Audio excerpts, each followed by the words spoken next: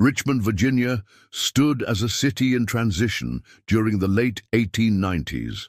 The Civil War had ended 33 years prior, but its shadow still stretched across the South.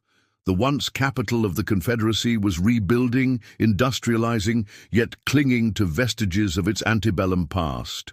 The wealthy families of Richmond, particularly those who had maintained their fortunes through the Reconstruction era, held tightly to their social standing through carefully cultivated appearances and strategic alliances.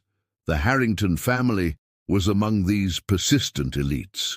William Harrington had inherited his father's tobacco processing business in 1875 and expanded it significantly in the decades that followed. By 1898, the Harrington name carried considerable weight in Richmond society. Their Queen Anne-style home on Monument Avenue, with its wraparound porch and ornate turrets, stood as testament to their prosperity in changing times. It was on a crisp October Sunday in 1898 when the Harrington family gathered on their front lawn for a photograph. Such documentation of family status had become increasingly common, with photography's growing accessibility, though still remained primarily a luxury of the wealthy. The photographer, Mr.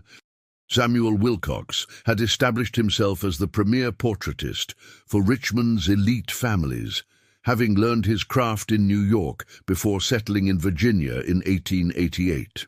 Mrs. Harrington, perhaps stand more centrally, with Mr. Harrington to your right, Wilcox directed, his head disappearing beneath the black cloth behind his large format camera. The children should arrange themselves according to height, I believe. Elizabeth Harrington, at 38, maintained the poised dignity expected of a woman of her station. Her high-necked dress of deep burgundy silk rustled softly as she positioned herself as instructed. Her husband, William, 9 years her senior, stood rigidly in his Sunday suit, his beard neatly trimmed, pocket watch chain gleaming across his vest. Their 4 children arranged themselves with the practiced precision of those accustomed to public scrutiny. Margaret, the eldest at 17, stood closest to her mother, already carrying herself with the careful composure expected of a young woman approaching marriageable age. Thomas, 15, positioned himself near his father, his posture mimicking the elder Harrington's stiffness. The younger children, Charlotte, 11, and James, 7, completed the family tableau. "Excellent," Wilcox murmured, making small adjustments to his camera. "Now, please, remain very still. The exposure will take approximately 20 seconds." The family held their positions, faces arranged in serious expressions appropriate for such documentation. Behind them, the Harrington home stood as an additional subject in the portrait, a testament to their prosperity and position. The late afternoon sunlight cast long shadows across the lawn and illuminated the windows of the house with a golden glow. "Do not move," Wilcox reminded them as he removed the lens cap to begin the exposure. 20 seconds stretched into what felt like an eternity. Young James struggled the most with maintaining his position, earning a sharp glance from his father when he shifted slightly. Charlotte focused her attention on a distant point, her thoughts wandering to escape the tedium. Margaret and Elizabeth remained perfectly composed, while Thomas and William stood as if carved from stone. None of them noticed the subtle movement in the second-floor window directly behind them, a window that should have revealed only the empty darkness of an unoccupied room. "There," Wilcox finally said, replacing the lens cap. "I believe we have captured an excellent image. I shall have it developed and printed within the week." The family relaxed their positions, the younger children most visibly relieved. William nodded his satisfaction and extended his hand to the photographer. "We appreciate your skill, Mr. Wilcox. Please ensure the prints are of the highest quality. We intend to send copies to our relations in Baltimore and Boston." "Of course, Mr. Harrington. You may trust in my dedication to perfection." As promised, 5 days later, a messenger delivered the finished photograph, elegantly matted and framed. Elizabeth gathered the family in the parlor to view the result. "How distinguished you look, William," she remarked, studying the image. "And, Margaret, your posture is impeccable." "Mother, who is that?" Charlotte's voice cut through the moment of familial pride.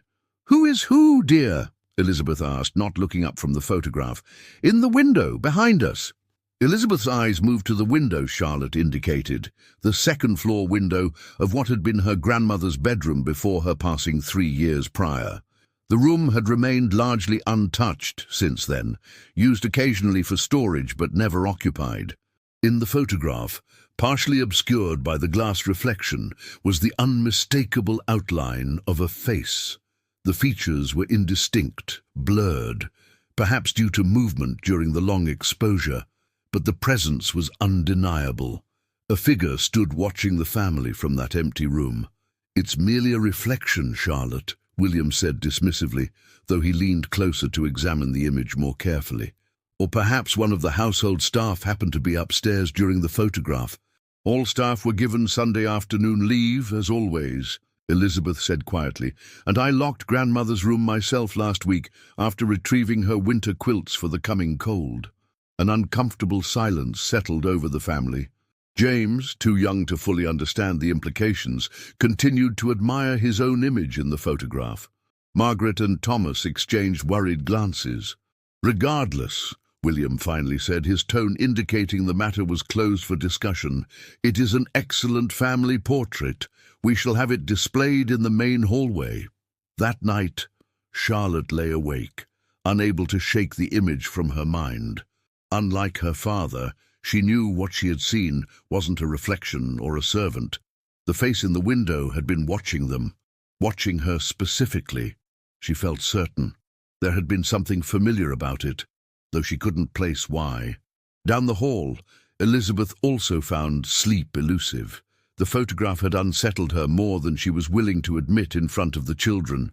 She had recognized something in that indistinct face, a resemblance to her grandmother, Eleanor Patterson, who had lived with them for the final decade of her life before passing away in that very bedroom. Eleanor Patterson had been a formidable woman, even in her declining years. Born in 1818 to a prominent Virginia family, she had married into even greater wealth and carried herself with the imperious dignity of the antebellum aristocracy. When her husband died in 1868, leaving her with considerable holdings but diminished influence in the post-war South, she had moved in with her granddaughter's family, bringing with her not only her personal fortune, but also her extensive collection of family heirlooms. Among these possessions was a gold locket containing a miniature portrait of her late husband and a lock of his hair, which she had worn daily until her death. The locket had been buried with her at Hollywood Cemetery, the final resting place of Richmond's elite. Or at least that had been the family's understanding. Elizabeth rose from bed, careful not to wake William, and lit a small lamp.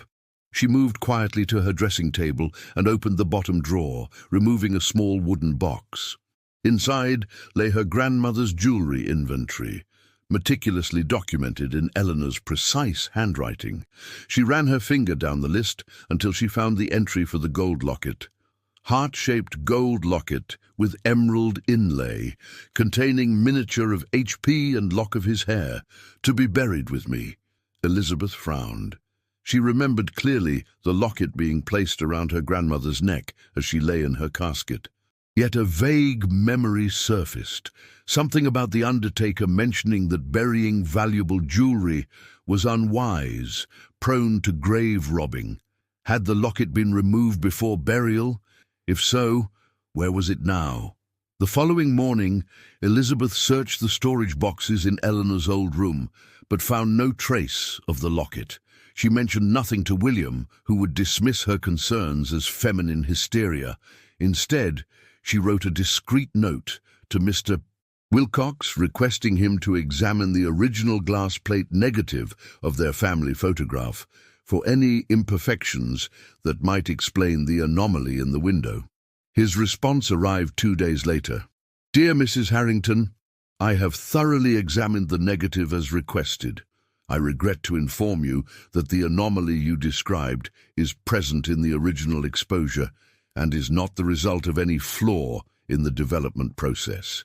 The figure in the window appears to have been physically present during the photograph's creation. I cannot offer any scientific explanation for this phenomenon, as I am certain no one was visible in that location when I captured the image.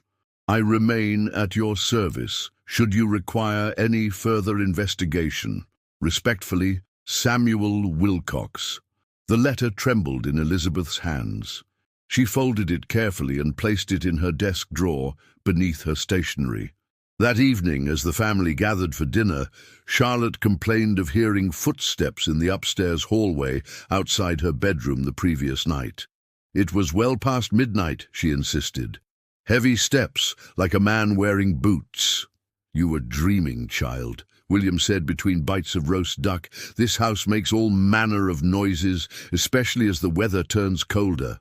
I wasn't asleep, Charlotte persisted. I saw the doorknob turn, but it was locked. Elizabeth placed her fork down carefully. Perhaps we should have Mr. Reynolds inspect the house for any structural issues causing unusual noises. Reynolds was their handyman, who maintained the property with meticulous care. If it would put Charlotte's imagination to rest, then by all means, William conceded, though I suspect it's merely the influence of those ghost stories Miss Peterson has been assigning in her literature class. That night, Elizabeth woke suddenly at 3 o'clock. The house was silent, except for William's steady breathing beside her, yet she felt certain something had disturbed her sleep. A sound, perhaps, just at the edge of hearing. She lay still, listening intently, when it came again, the unmistakable sound of footsteps in the hallway, just as Charlotte had described. Heavy, measured steps that paused outside their bedroom door. Elizabeth held her breath, watching as the doorknob slowly turned. The door was locked, as was their custom, but the metal knob rotated completely before returning to its position. The footsteps resumed, moving down the hall toward Eleanor's former room. She nudged William awake, whispering urgently about what she'd heard. He sighed in exasperation, but rose and retrieved the small revolver he kept in his bedside drawer. Unlocking their door, he stepped into the hallway, Elizabeth close behind him with a lamp. The corridor was empty, the runner carpet undisturbed. William checked each of the children's rooms. All were sleeping soundly. Eleanor's room remained locked, the key still hanging on the hook in the master bedroom where it had been placed years ago. "There's nothing, Elizabeth," William said, his voice tinged with annoyance. "The house is secure." "I heard footsteps, William, as clearly as I hear your voice now. Then perhaps we should consult Dr. Marland about your nerves. These feminine delusions are becoming troublesome." Elizabeth bit back a sharp response. There would be no reasoning with William in this state. She returned to bed, but did not sleep again that night. The following Sunday, as the family prepared for church, Thomas discovered something unsettling. The family photograph, which had been displayed in the main hallway as William had instructed, had changed. The face in the window was more distinct now, and appeared to be looking directly at the camera rather than at the family as before. "Father," Thomas called, his voice uncharacteristically uncertain. "You should see this." William examined the photograph with a frown. "Nonsense. Photographs don't change, boy. It's merely that you're observing it in different light." But Thomas wasn't convinced, nor was Margaret, who had joined them. "The face is clearer," she insisted, "and it's wearing something around its neck that wasn't visible before." Elizabeth stepped closer, her heart racing. Around the neck of the figure was a small, bright object that caught the light, a heart-shaped pendant that looked unmistakably like Eleanor's gold locket. "We'll be late for service," William announced, closing the discussion. "The Reverend Caldwell is speaking on the sin of superstition today, which seems particularly appropriate." As they departed for St. Paul's Episcopal Church, none of them noticed 7-year-old James lingering behind, staring up at the second-floor window, the same window from the photograph. He waved hesitantly at something only he could see, before his nurse, Mary, ushered him to join the family carriage. That evening, as Mary was helping James prepare for bed, she noticed him speaking softly to the corner of his room. "Master James," she asked gently, "who are you talking to?" "Grandmother Patterson," he replied matter-of-factly. "She's looking for something important that was taken from her." Mary, who had been with the family since before James was born, felt a chill run through her. Eleanor Patterson had died when James was only 4, too young to have formed many concrete memories of her. "And what might that be, Master James?" "Her heart," the boy answered simply. "Someone took her heart, and she wants it back." Monday morning brought a steady October rain that drummed against the windows and turned Richmond streets to mud. William departed early for his office at the tobacco warehouse, while Elizabeth remained at home, ostensibly to manage household affairs. In truth, she had another purpose in mind. After ensuring that Charlotte and James were occupied with their lessons under their governess's supervision, and that Thomas had departed for his preparatory school, Elizabeth retrieved the key to Eleanor's room. Margaret, who had been practicing piano in the parlour, noticed her mother ascending the stairs with unusual purpose. "Mother, may I assist you with something?" she called. "No, dear. Continue with your Chopin. Mrs. Wilson will be evaluating your progress on Wednesday, and that final movement still needs refinement." Alone in the upstairs hallway, Elizabeth stood before her grandmother's door, key in hand. Despite having accessed this room numerous times since Eleanor's death, she felt an unaccustomed hesitation. The house seemed to hold its breath around her. Even the rain fell more softly for a moment.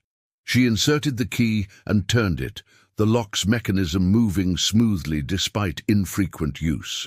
The door swung inward to reveal a room, preserved much as Eleanor had left it. Heavy velvet curtains were drawn against the rain, casting the space in gloomy shadow. Elizabeth lit the oil lamp on the bedside table, illuminating the four-poster bed with its now yellowing lace canopy, the massive oak wardrobe, and the dressing table with its silver-backed brushes still arranged precisely as the old woman had preferred. This was the room visible in the window of their family photograph, the source of the watching face. Elizabeth moved to the window and pulled back the curtain. From this vantage point she could see the exact spot where they had stood for the portrait. Whoever, or whatever, had been in this room had a perfect view of the family that Sunday. Elizabeth turned her attention to a systematic search of the room. If the locket had not been buried with Eleanor as intended, it must still be in the house. The logical place would be among her grandmother's remaining possessions. The dressing table drawers yielded nothing but old correspondence and hairpins. The wardrobe contained mothballed gowns and shoes, preserved but never to be worn again. Elizabeth moved methodically to the writing desk, searching through each compartment until she reached a small hidden drawer, released by pressing a decorative rosette on the desk's facade, a secret her grandmother had shared with her years ago.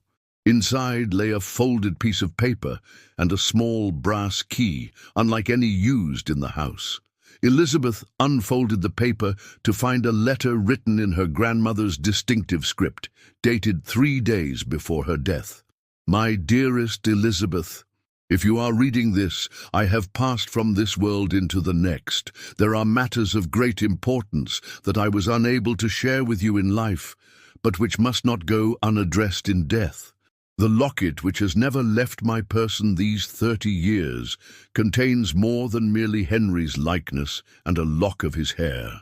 It holds the key to the Patterson legacy, a legacy built upon secrets that the light of day must never touch. I have instructed that the locket be buried with me, but I fear that William's practicality may override my wishes. Should this come to pass, you must ensure the locket is secured in the hidden compartment beneath the floorboards of this room, accessible via the loose board beneath the northwest bedpost. Under no circumstances should the locket be opened. The consequences would extend beyond our family to touch all of Richmond. With eternal love and caution, Eleanor Patterson." Elizabeth's hands trembled as she folded the letter. Her grandmother had always been given to dramatic pronouncements, but this exceeded mere theatricality. What secret could a simple locket possibly contain that would threaten all of Richmond?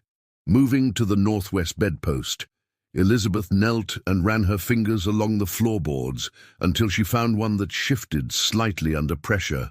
Using a letter opener from the desk, she pried up the board to reveal a small cavity beneath.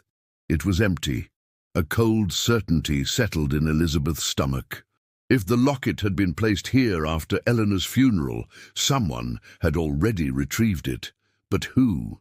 William wouldn't have known about this hiding place. Eleanor had never trusted her pragmatic son-in-law with family secrets. The servants wouldn't have dared enter this room without permission.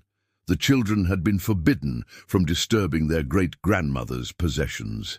The sound of the front door opening and closing downstairs pulled Elizabeth from her thoughts. Quickly replacing the floorboard and returning the letter to its hiding place, she extinguished the lamp and locked the room behind her. As she descended the stairs, she was surprised to find William in the foyer, removing his rain-soaked coat. "William, I didn't expect you home until evening. A water pipe burst at the warehouse. Production is halted until tomorrow." He eyed her suspiciously. "You look flushed, Elizabeth. What have you been doing?" "Merely assessing which of Mother Patterson's winter linens might be salvageable for the coming season," she lied smoothly. "Some of the bedding has developed mildew, I'm afraid." William nodded, seemingly satisfied with her explanation. "I've had a telegram from Edward Sullivan," he said, referring to the family's lawyer. "He wishes to discuss some irregularities he's discovered in reviewing Grandmother Patterson's estate. I've invited him to dinner this evening." Elizabeth maintained her composure, though her heart raced. "I'll inform Cook to prepare for an additional guest." That evening, after a dinner of roast pheasant and seasonal vegetables, William and Edward Sullivan retreated to the study for brandy and cigars. Elizabeth, breaking with propriety, insisted on joining them, citing her position as Eleanor's closest living female relative. Sullivan, a thin man with spectacles and prematurely grey hair, seemed uncomfortable with her presence, but did not object. He removed several documents from his leather portfolio and laid them on William's desk. "As I was conducting the annual review of the Patterson Trust, I discovered a discrepancy regarding certain assets," Sullivan began. "Specifically, an item listed in Mrs. Patterson's personal inventory, a gold locket with emerald inlay, appears to have been removed from the estate prior to probate valuation. The locket was buried with my grandmother, as per her wishes," Elizabeth stated. Sullivan adjusted his spectacles. "That was indeed the instruction recorded in her will. However, I have here a receipt from Tiffany & Co. of New York, dated 2 weeks after Mrs. Patterson's funeral, for the cleaning and appraisal of precisely such a locket. The receipt is signed by a representative of this household." He slid the document across the desk. The signature at the bottom read, "Thomas Harrington." "Our son?" William exclaimed, his face darkening with anger. "Impossible. He was 13 when Eleanor died. He couldn't have sent her jewelry to New York." "Nevertheless, that is his signature," Sullivan insisted. "I've compared it with his school registration documents." Elizabeth felt the room tilt slightly. Thomas had always been fascinated by his great-grandmother's stories of antebellum Richmond. Eleanor had doted on him, sharing family histories that she deemed inappropriate for the girls and too complex for young James. Could she have entrusted the locket to Thomas? And if so, why would he have sent it to New York without informing his parents? "We'll speak with Thomas in the morning," William decided. "He's already retired for the evening, and I won't have his sleep disturbed before tomorrow's examinations." After Sullivan departed, William poured himself another brandy. "What do you make of this, Elizabeth? Could Thomas have somehow acquired the locket?" Before she could answer, a crash echoed from upstairs, the unmistakable sound of breaking glass. William was on his feet immediately, rushing toward the stairs with Elizabeth close behind. The noise had come from the direction of Eleanor's room. They found the door to the room still locked, the key hanging undisturbed on its hook in the master bedroom. William retrieved it and unlocked the door. Inside, they discovered the mirror of Eleanor's dressing table shattered on the floor, its silver frame twisted as if it had been wrenched from the wall with great force. "Wind must have caught it," William muttered, though the window was closed and the curtains undisturbed. Elizabeth said nothing, but her gaze was drawn to the far corner of the room where, in the dim light from the hallway, she thought she saw a shadow move independently of any object that might cast it. That night, a storm rolled in from the east, bringing thunder that rattled the windows and lightning that threw the house into stark relief every few minutes. Elizabeth lay awake, listening to the rain and the restless movements of the house. William slept beside her, apparently untroubled by the events of the day. Just as she was finally drifting towards sleep, a soft knock sounded at their bedroom door. Elizabeth rose, wrapping her dressing gown around her, and opened the door to find Charlotte standing in the hallway, her face pale in the flickering gas lamplight. "I heard her again," Charlotte whispered. "Great-grandmother. She was in my room." Elizabeth ushered her daughter inside, closing the door quietly behind them. "What do you mean, dear? What did you hear?" "Not hear, see." Charlotte's voice trembled. She was standing at the foot of my bed wearing her black dress, the one with the high collar she always wore after Grandfather Patterson died. She was holding something shiny in her hands and staring at me. When the lightning flashed, I could see her clearly. She looked angry. Elizabeth led Charlotte to the small settee near the window. "It was just a dream, darling." "The storm? It wasn't a dream," Charlotte interrupted with unusual forcefulness. "She spoke to me. She said, 'Tell your brother to return what he has stolen, or there will be a reckoning.'" Elizabeth felt her blood run cold. "Which brother? Did she say which brother she meant?" Charlotte shook her head. "She just said brother, but mother. How could I dream something so specific? I never knew about any locket or stolen item until tonight, when I heard you and Father discussing it with Mr. Sullivan after dinner." Elizabeth realized with a start that Charlotte's bedroom was directly above the study. The floor register would have carried their voices upward, allowing her to overhear the entire conversation. "Charlotte, listen to me carefully," Elizabeth said, taking her daughter's hands. "Tomorrow morning, I need you to find Thomas before he leaves for school. Tell him I must speak with him urgently about great-grandmother's locket. Tell him no one is angry, but it's extremely important. Can you do that?" Charlotte nodded, her expression serious beyond her 11 years. "Good girl. Now you'll sleep here with us tonight. Take my place beside your father. I'll sit up a while longer." After Charlotte had settled into bed and fallen asleep, Elizabeth moved to the window seat, watching the storm rage over Richmond. Lightning illuminated the garden below in brief, frozen moments. The rose bushes, the small fountain, the wrought iron fence that separated their property from the street. During one brilliant flash, Elizabeth saw a figure standing on the lawn. A woman in a black dress, her face upturned toward the second-floor window. Eleanor's window. The lightning faded, plunging the garden back into darkness. When the next flash came seconds later, the figure was gone. Elizabeth pressed her forehead against the cool glass, wondering if grief and worry were finally overtaking her senses. Eleanor Patterson had been a domineering presence in life. Was it so surprising that death would not diminish her determination? Morning arrived with cleared skies and a fresh crispness to the air. William departed early for the warehouse, eager to oversee repairs from the previous day's flooding. Elizabeth sent word to Thomas's school that he would be slightly delayed, citing a family matter.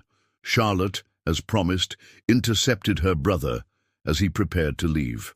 Thomas entered the morning room where Elizabeth waited, his school uniform immaculate, his expression guarded. At 15, he already carried himself with the Harrington dignity, though his features favored the Patterson side.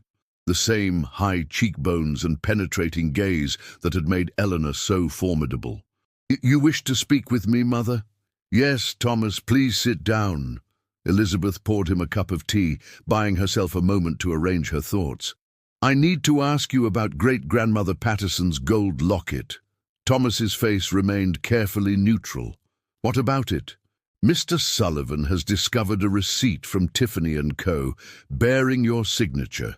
The receipt is for the cleaning and appraisal of a gold locket with emerald inlay, great-grandmother's locket, the one that was supposed to be buried with her. A flicker of emotion, was it fear, crossed Thomas's face before his composure returned. I don't know anything about that. Someone must have forged my signature. Thomas, Elizabeth said gently, I'm not angry. I simply need to know the truth. Did great-grandmother give you the locket before she died, or did you retrieve it afterward? The color drained from Thomas's face. She gave it to me, he whispered, 3 days before she died. She said it contained a family secret that I would need to protect when I came of age. She made me promise not to tell anyone, not even you or father. And the receipt from Tiffany's? Thomas looked down at his hands. I wanted to know what was inside the locket. Great-grandmother told me never to open it myself, that it could only be opened by someone with the proper tools and precautions. I thought Tiffany's would know how to open it safely. Did they open it? No. They returned it with a letter saying the mechanism was unlike anything they had encountered and would require specialized equipment to open without damaging the contents. They recommended a professor at Columbia University who specializes in micromechanics. Elizabeth felt a mixture of relief and apprehension. Where is the locket now, Thomas?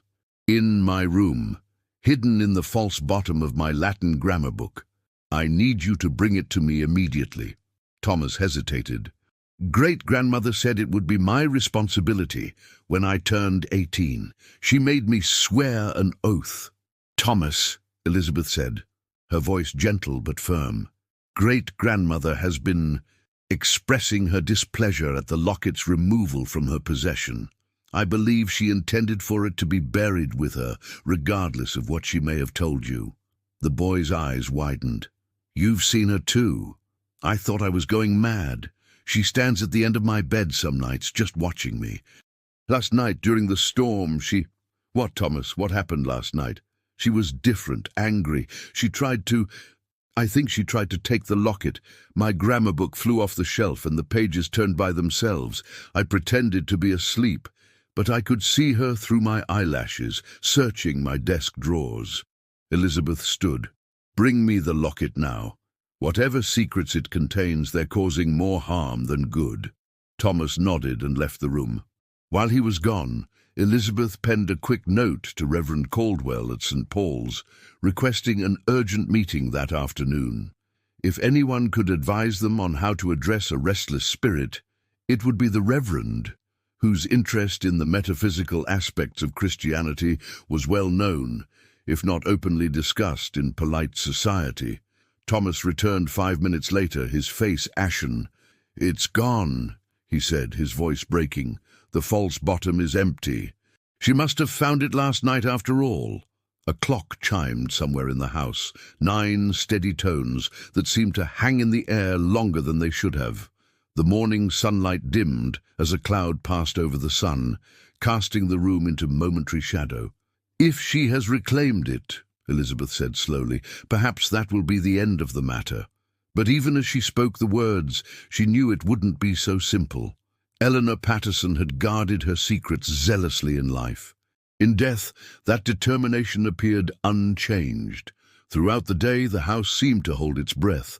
Elizabeth went about her usual tasks, reviewing the household accounts, meeting with cook to plan meals for the week, writing correspondence, but an undercurrent of tension ran beneath these mundane activities.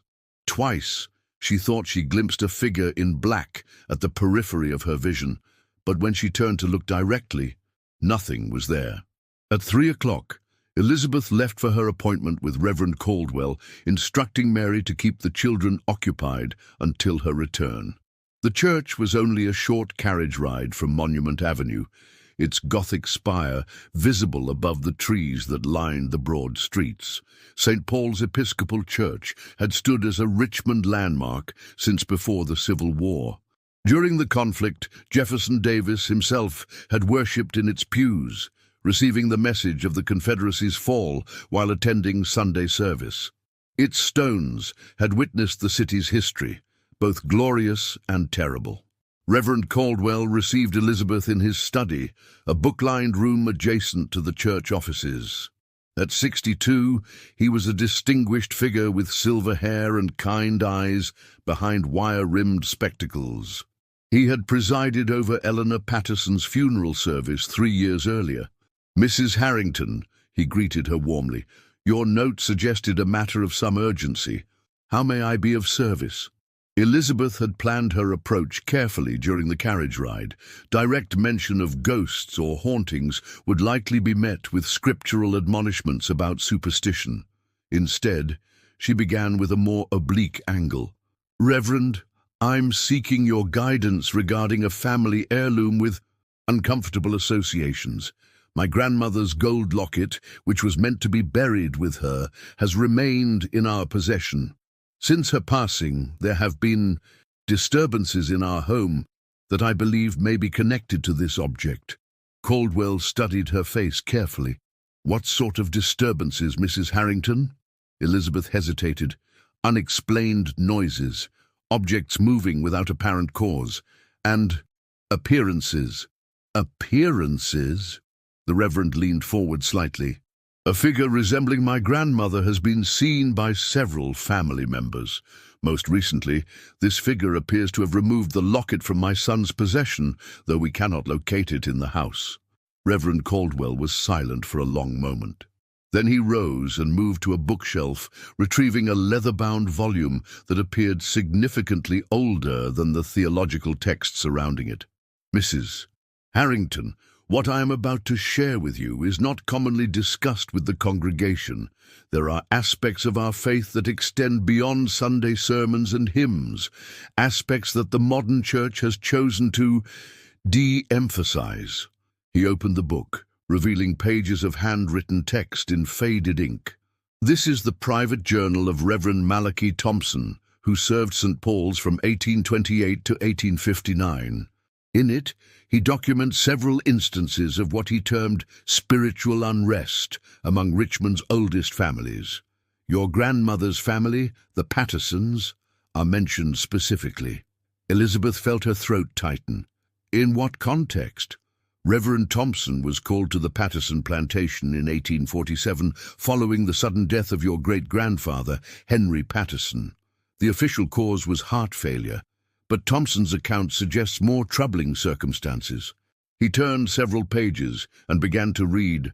"Called to Elmwood today at Mrs. Patterson's request. The household in disarray following Mr. Patterson's passing. Servants speak of unnatural occurrences, objects moving, voices in empty rooms. Mrs. P. greatly distressed, not merely with grief but with fear. She confided that H. had acquired an artifact of questionable provenance from a merchant recently returned from India. A golden locket, she said, containing something H. would show to no one, not even her. The night before his death, she observed him placing a small object inside the locket and sealing it with curious tools. She believes whatever he enclosed within may have contributed to his sudden demise." Reverend Caldwell looked up from the journal. The entry continues with a description of blessing rituals Thompson performed throughout the house.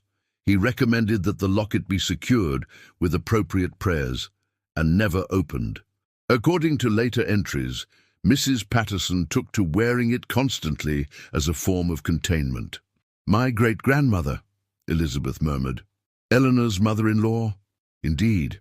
The locket apparently passed to Eleanor upon the elder Mrs. Patterson's death in 1868. Elizabeth's mind raced. Whatever secret the locket contained had originated with Henry Patterson, been passed to his widow, and then to his son's wife, Eleanor. And now, it seemed, the responsibility had transferred to Thomas, or would have, had the locket not disappeared. "Reverend, what do you make of this? Do you believe the locket could actually contain something harmful?" Caldwell closed the journal carefully. "Our faith teaches us that objects themselves are neutral, neither good nor evil. However, intentions and beliefs can imbue items with significant symbolic power. If the Pattersons believed the locket contained something dangerous, that belief itself could manifest in troubling ways. What would you recommend? If the locket has truly disappeared, perhaps that is for the best. However, I would be willing to visit your home and perform a blessing, similar to what Reverend Thompson did all those years ago. It may help restore peace to your household. Elizabeth accepted his offer gratefully, arranging for him to visit the following afternoon. As she rose to leave, the Reverend placed a gentle hand on her arm. "Mrs. Harrington, one more thing," Reverend Caldwell said, his voice lowered. "Reverend Thompson's journal mentions another detail that may be relevant. The merchant who sold the locket to Henry Patterson was found dead in his boarding house room a week after the transaction.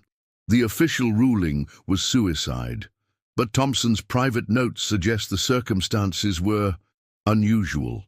Unusual how? Elizabeth asked, her throat dry.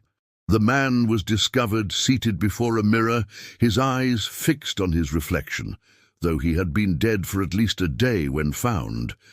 On the mirror, written in what appeared to be his own blood, were the words, "It watches always." Elizabeth felt her skin prickle with cold despite the warmth of the study. "Thank you for telling me, Reverend. I'll expect you tomorrow afternoon." The carriage ride home seemed longer than usual, each clatter of hooves on cobblestone marking the passage of time with ominous regularity. Richmond in late afternoon was alive with activity, businessmen concluding their day's work, ladies completing social calls, children returning from school. Normal life continuing all around her, while Elizabeth's world had tilted on its axis. As the carriage turned onto Monument Avenue, Elizabeth noticed a figure standing near their front gate, a woman in black, her back to the street. For a moment, Elizabeth was certain it was Eleanor, but as the carriage drew closer, the woman turned, revealing the familiar face of Mrs. Pembroke, their neighbour from 3 doors down. "Elizabeth, dear," Mrs. Pembroke called as Elizabeth descended from the carriage. "I was just leaving a note for you. The Historical Society meeting has been moved to Thursday this week. Judge Harmon's gout is troubling him again." Elizabeth nodded, summoning a social smile. "Thank you for letting me know, Catherine. Will you come in for tea? Another time, perhaps. I'm expected at the Wilsons' within the hour." Mrs. Pembroke's gaze drifted up to the second-floor windows of the Harrington home. "I must say, I was surprised to see your grandmother's room occupied again. Is a relative visiting?"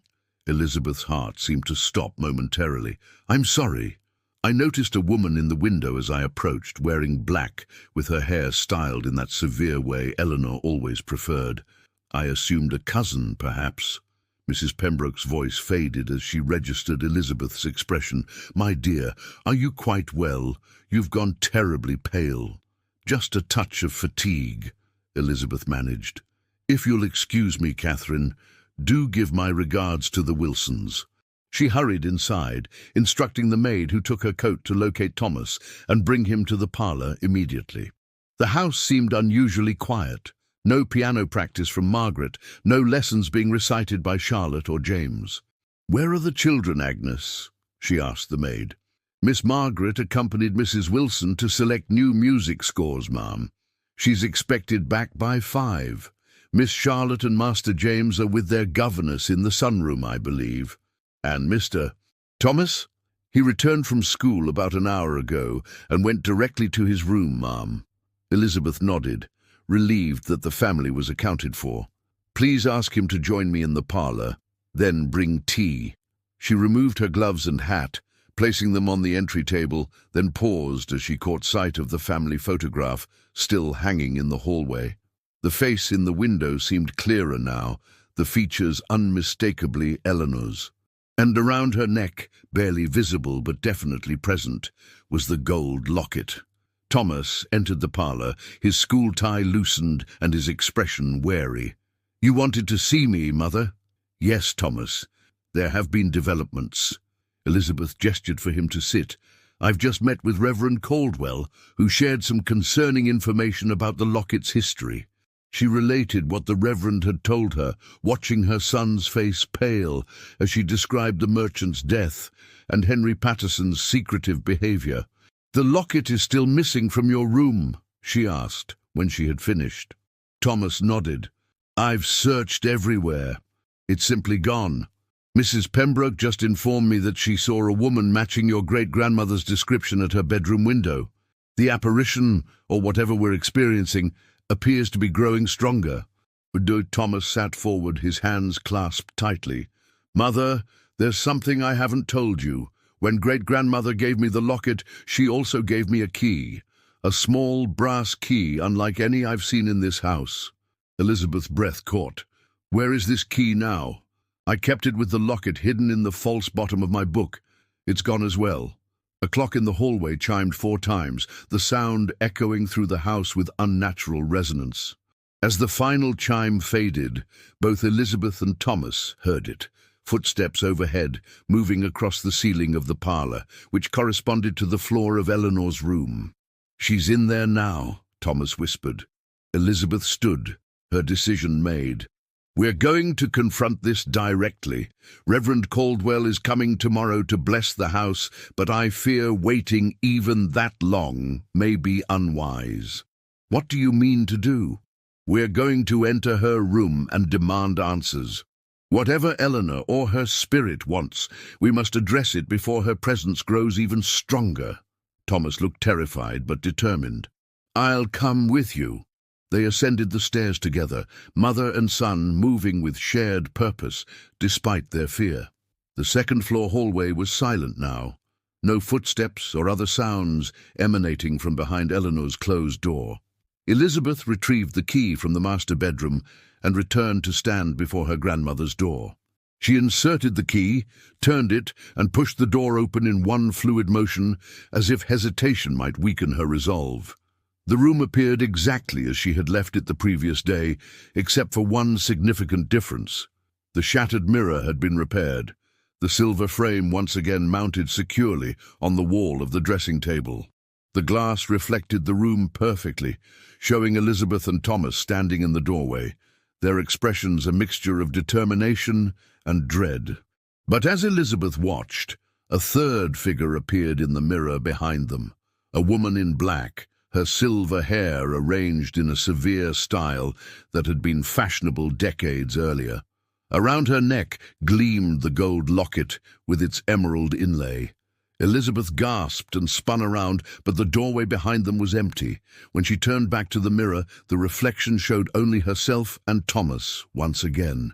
"Did you see her?" she whispered. Thomas nodded, his face ashen. "In the mirror. She was watching us." Elizabeth moved further into the room, approaching the dressing table cautiously. The mirror's surface seemed to ripple slightly as she drew near, like the surface of a pond disturbed by a gentle breeze. "Grandmother," she said firmly, addressing the mirror directly. "We know you're here. We know you've taken back the locket. What more do you want from us?" The room temperature dropped noticeably, their breath visible as small clouds of condensation. The mirror's surface rippled more dramatically, and then Eleanor's face appeared in it, not as a reflection from behind them, but as if she were on the other side of the glass, looking out. "Elizabeth," the apparition said, her voice distant yet clear, "you must finish what Henry started. The seal is breaking." Thomas moved to stand beside his mother, his initial fear giving way to fascination. "Great-grandmother? What seal do you mean?" Eleanor's eyes shifted to Thomas, a hint of the affection she had shown him in life softening her severe expression. "The locket contains a binding, child. For 80 years it has held secure, but no binding lasts forever. It must be renewed, or what is contained will escape." "What is contained in the locket?" Elizabeth asked, struggling to maintain her composure. Eleanor's image flickered, like a candle flame in a draught. "A fragment. A sliver of something that should not exist in this world. Henry was a fool to acquire it, a greater fool to attempt to study it. It took him within a week of his possession. I have carried the burden since, and now it falls to you." "Where is the locket now?" Thomas asked. "Safe, For the moment, I have hidden it where curious hands cannot reach, but the binding weakens with each passing day. By All Hallows' Eve, it will fail entirely." Elizabeth exchanged a glance with Thomas. All Hallows' Eve, October 31st, was less than 2 weeks away. "How do we renew the binding?" Elizabeth asked, her practical nature asserting itself even in these extraordinary circumstances. "The ritual requires blood freely given from one who bears the Patterson name, performed at the hour when the veil between worlds is thinnest. The instructions are hidden where only Patterson blood can reveal them." "Grandmother, speak plainly," Elizabeth insisted. "We don't have time for riddles." Eleanor's image began to fade, the mirror's surface returning to normal. Her final words came as a whisper that seemed to emanate from the very walls of the room. "The family Bible, my final inscription. Heat will reveal what remains hidden." Then she was gone, the temperature in the room returning to normal so suddenly that Elizabeth felt lightheaded from the change. Thomas steadied her with a hand on her arm. "The family Bible," he said. "It's in Father's study." William Harrington kept the Patterson family Bible in a glass-fronted bookcase in his study, among other valuable volumes that he displayed but rarely read. It was an imposing tome, bound in leather with brass corners and clasps, dating back to 1782. Generations of Pattersons had recorded births, marriages, and deaths within its pages. Elizabeth and Thomas waited until William had departed for his evening meeting of the Tobacco Merchants Association before entering his study. The Bible lay where it always did, untouched except for occasional dusting by the house staff. Elizabeth lifted it carefully and carried it to William's desk, where an oil lamp provided the best light. She opened the heavy cover, turning to the family records at the back. The final entry, written in Eleanor's precise handwriting, recorded her own death on April 17th, 1895. "There's nothing unusual here," Elizabeth said, examining the page carefully. "Just the standard entry." "She said heat would reveal what remains hidden," Thomas reminded her. "Perhaps—" He took the lamp chimney off and carefully raised the Bible page toward the naked flame, not close enough to burn, but near enough for the heat to affect the paper. Slowly, additional writing began to appear beneath Eleanor's death record, text written in what appeared to be lemon juice, or a similar substance that turned brown when heated. The hidden message became legible. The binding ritual must be performed where life and death meet, at the hour when October yields to November. The one who bears Patterson blood must freely shed 7 drops upon the open locket while reciting, "What was taken from beyond the veil, I return to darkness. What was bound by Patterson blood, I bind again. Until time's end, remain sealed. The key I have hidden in plain sight, where only those who know to look will find it, in the hand of the one who watches always." "Hollywood Cemetery," Elizabeth murmured. "Where life and death meet." She must mean her grave. Thomas nodded. "And the hour when October yields to November, midnight on All Hallows' Eve. But what does she mean about the key being in plain sight? The hand of the one who watches always?" They looked at each other, realization dawning simultaneously. Thomas spoke first. "The family photograph, the figure in the window, great-grandmother, she's holding something in her hand." They hurried to the hallway where the photograph hung. Indeed, looking closely now, they could see that Eleanor's indistinct figure held something small and metallic in her right hand, the brass key Thomas had described. "But this doesn't help us," Elizabeth said in frustration. "The key in the photograph isn't real. It's just an image." As if in response to her words, the frame of the photograph suddenly fell from the wall, hitting the floor with enough force to shatter the glass. Thomas knelt to retrieve it, carefully brushing away the broken shards. As he lifted the photograph from the damaged frame, something small and metallic fell from behind it, a brass key that had apparently been hidden in the frame itself. "She hid the actual key behind the photograph," Thomas said in awe, picking it up. "Literally in plain sight all this time." Elizabeth took the key, examining it closely. Now we need to find where she's hidden the locket, and what this key opens. A noise from upstairs interrupted their discussion. A heavy thud, followed by the sound of breaking glass. It came from Eleanor's room. They rushed upstairs to find the door to Eleanor's bedroom standing open, though Elizabeth was certain they had locked it after their earlier encounter. Inside, the room was in disarray. Drawers had been pulled from the dressing table and emptied onto the floor. The bedding was stripped from the mattress. The repaired mirror lay shattered once again.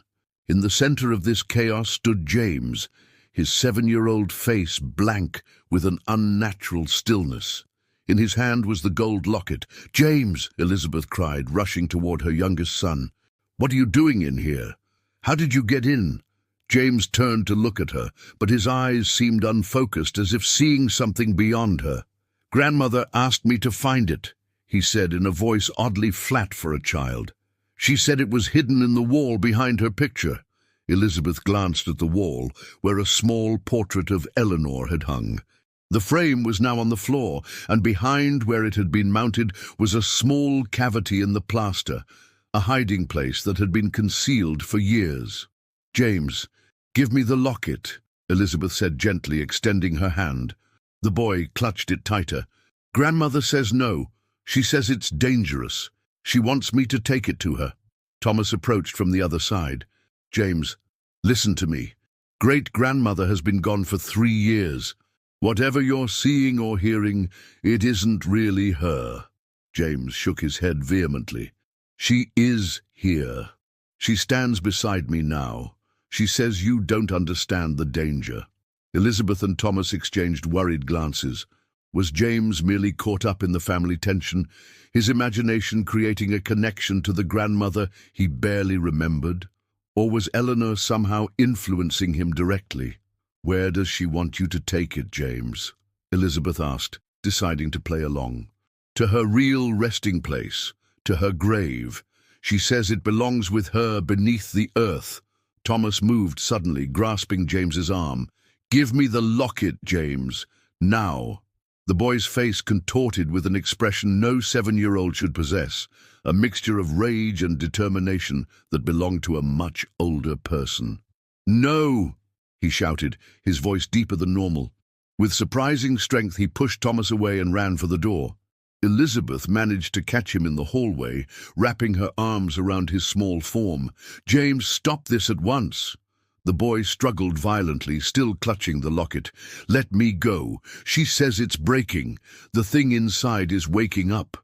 As if to punctuate his words, the locket in his hand began to grow warm, then hot enough that James cried out in pain, but still didn't release it.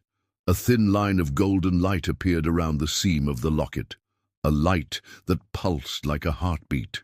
Thomas pried the locket from James's hand, hissing as the metal burned his fingers. He dropped it to the carpeted floor of the hallway, where it continued to pulse with that unnatural light. The air around them grew heavy, charged with something that raised the hair on Elizabeth's arms and made it difficult to breathe. The light seeping from the locket began to take shape above it, a writhing, smoke-like tendril that coiled and twisted as if searching for something. "The binding is failing," Thomas said, his voice tight with fear. "We need to perform the ritual now, not wait for All Hallows' Eve." Elizabeth nodded, thinking quickly.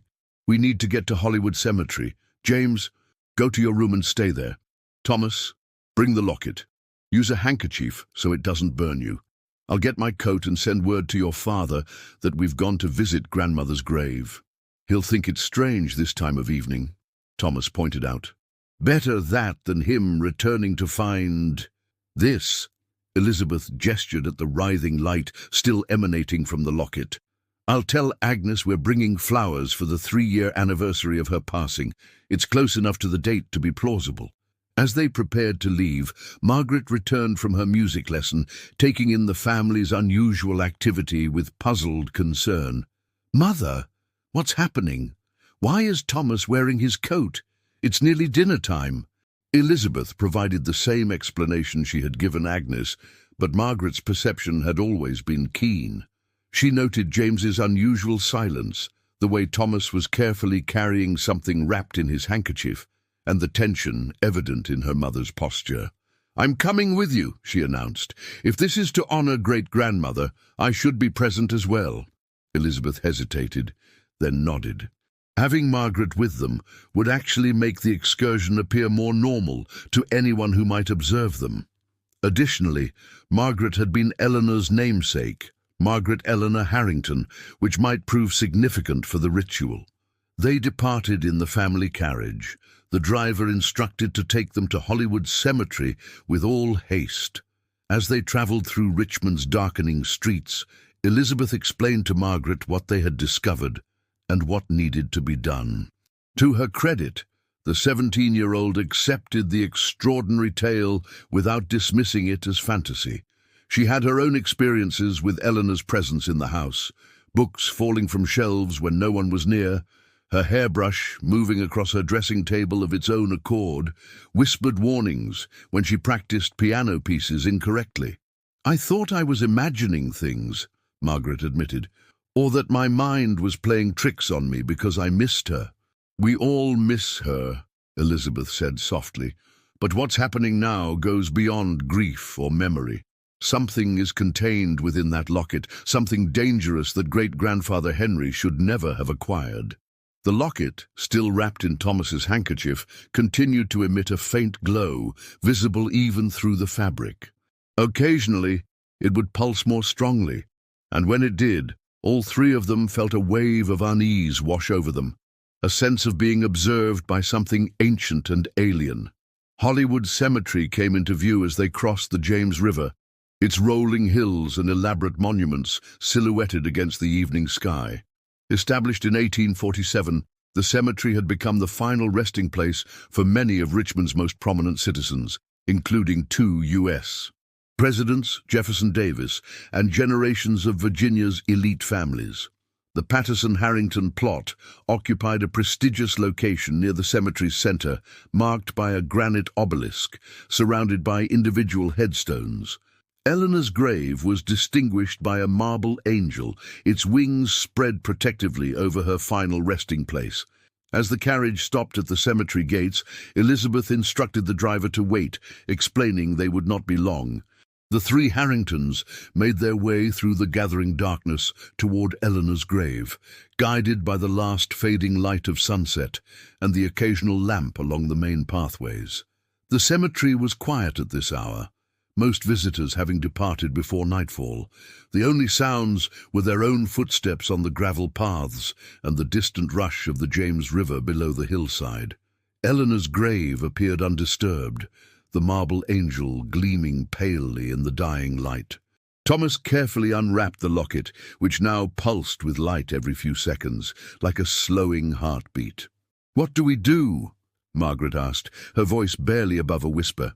"It's not yet All Hallows' Eve." "The ritual requires Patterson blood," Elizabeth said. "Between the 3 of us, we carry that lineage. It may be enough." Thomas placed the locket on top of Eleanor's gravestone. "The instructions said it must be open, but we don't have the tools to open it safely." "We have the key," Elizabeth reminded him, producing the brass key from her pocket. "Eleanor left it for us to find. It must be meant for the locket." The key, small and intricately designed, fit perfectly into a nearly invisible keyhole on the side of the locket. Elizabeth turned it carefully, feeling a mechanism click within. The locket's 2 halves separated slightly, releasing a thin stream of golden light, more intense than before. "Quickly," Thomas urged. "The binding words." Elizabeth removed a small sewing pin from her coat lapel. "We each contribute. Patterson blood, freely given." She pricked her finger first, allowing a drop of blood to fall onto the partially opened locket. Thomas and Margaret followed suit, each adding their blood to the golden surface. As the 7th drop fell, the final one from Margaret, Elizabeth began to recite the words from the hidden inscription. "What was taken from beyond the veil, I return to darkness. What was bound by Patterson blood I bind again, until time's end remains sealed." For a moment nothing happened. The locket continued to pulse with light, the seam widening further with each beat. Then, suddenly, the light contracted, drawing back into the locket with such force that the air around them seemed to be pulled toward it. The locket snapped shut, with a sound like a thunderclap, the key turning in its lock without being touched. A profound silence fell over the cemetery. Even the distant sounds of the river and the city beyond seemed muted. The locket lay inert on Eleanor's gravestone, the unnatural light extinguished. "Did it work?" Margaret whispered after several seconds had passed. Before either Elizabeth or Thomas could answer, a figure materialized beside the grave. Eleanor Patterson, no longer merely a reflection or a half-glimpsed shadow, but fully present, though transparent in the manner of traditional ghost stories. She wore the black dress they had all described seeing, and her expression was one of profound relief. "It is done," she said, her voice carrying despite its ethereal quality. "The binding is renewed, stronger than before, through the contribution of 3 generations. I thank you for heeding my warnings."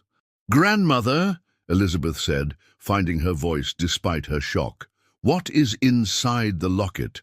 What was great-grandfather Henry thinking when he sealed it away?" Eleanor's form flickered slightly. Henry was always fascinated by the mysteries of the East. During his travels to India in 1846, he encountered a merchant selling artifacts allegedly recovered from an ancient temple. Among them was a crystal sliver no larger than a grain of rice, which the merchant claimed was a fragment of a larger object with remarkable properties. "What properties?" Thomas asked. "The ability to see beyond the limitations of time and space. The merchant demonstrated by allowing Henry to look through the crystal. He claimed to see visions of places he had never visited, events yet to occur. Henry purchased it immediately, believing it would give the Pattersons advantages in business and politics." Eleanor's expression darkened. What the merchant didn't reveal was that the crystal was merely a window, and windows allow passage in both directions. Whatever existed on the other side of that window became aware of Henry. It began to reach through, using his fascination as an anchor in our world. "The merchant who sold it to him," Elizabeth said. "He was found dead, wasn't he? With a message about something that watches." Eleanor nodded. Henry realized too late the danger he had invited. In his final act, he sealed the crystal fragment within the locket using a binding ritual he learned from a Sanskrit text in his library. The binding held, but required renewal every 50 years. I have maintained it since his death, but my time in this world is complete.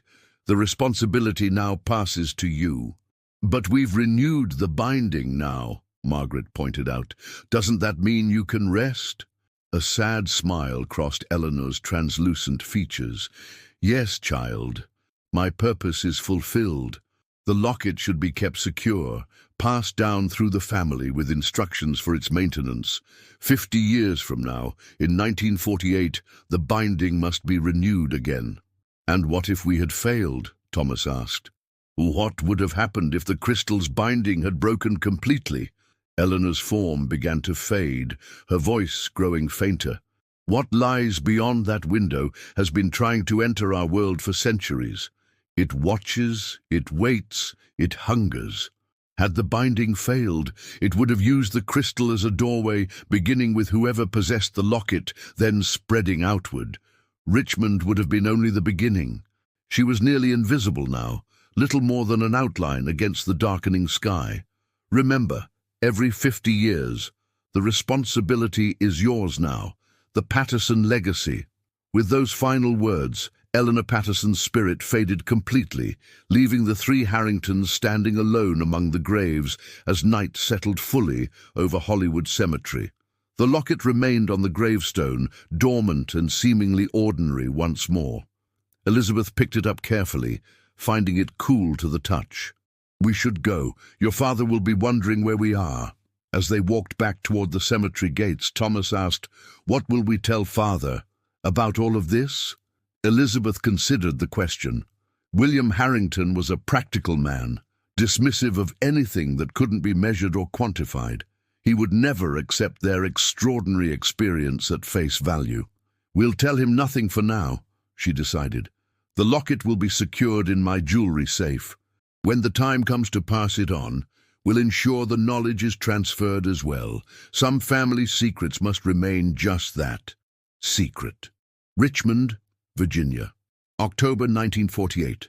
Margaret Eleanor Harrington Caldwell sat in her parlor on Park Avenue, studying the familiar gold locket that lay on the table before her. At 67, she was the last surviving member of the family who had witnessed the events of 1898. Her mother, Elizabeth, had passed away in 1937, and Thomas had fallen in France during the First World War.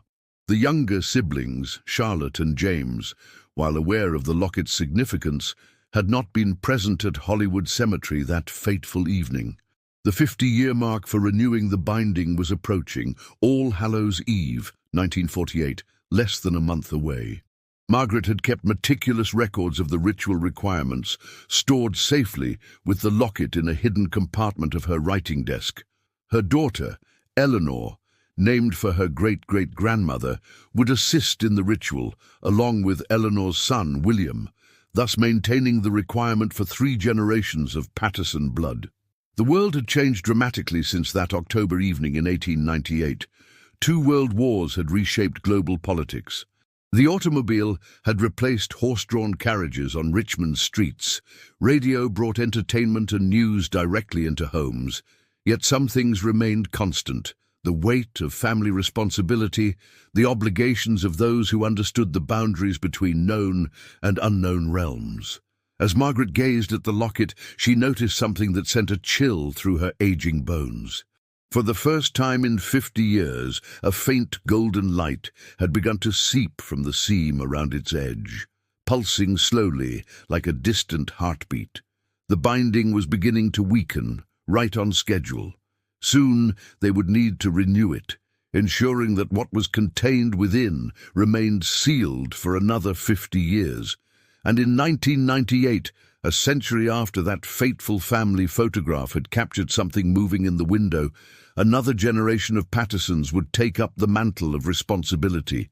Margaret rose slowly, moving to the window that overlooked the autumn-touched trees of Richmond. The city had grown and evolved around them, yet the Patterson legacy remained. A golden locket containing a fragment of something beyond understanding, a ritual of blood and binding words, and a solemn duty passed through generations. She thought of her grandmother Eleanor, whose determination had transcended even death to protect her family and her city. Margaret wondered if, when her own time came to leave this world, she would need to return as Eleanor had done to ensure the ritual's completion. The thought was not as frightening as it might once have been. Behind her, the locket pulsed again, the light slightly stronger than before. Margaret turned back to it, her resolve hardening. They would be ready when the time came. The binding would be renewed. The window between worlds would remain closed, and the entity that watched from beyond would continue its endless waiting. Outside, the October wind stirred fallen leaves along Park Avenue, whispering secrets only the oldest families of Richmond could understand. Of responsibilities that outlived individual lives, of promises kept across generations, and of shadows captured in photographs that were never meant to be seen. For in that Sunday family photograph from 1898, something had indeed moved in the window behind them. Something that still watched, still waited, still pressed against the boundaries of its prison. A golden locket passed from hand to hand through a family bound by blood and duty, guarding a secret that must never escape. The photograph itself now hung in Margaret's study, the face in the window clearer than ever to those who knew to look for it. And sometimes, when the light hit it just right, observers swore they could see the figure move slightly, adjusting its position for a better view of the world it hungered to enter. A world protected only by a binding ritual, a gold locket, and the enduring vigilance of the Patterson bloodline.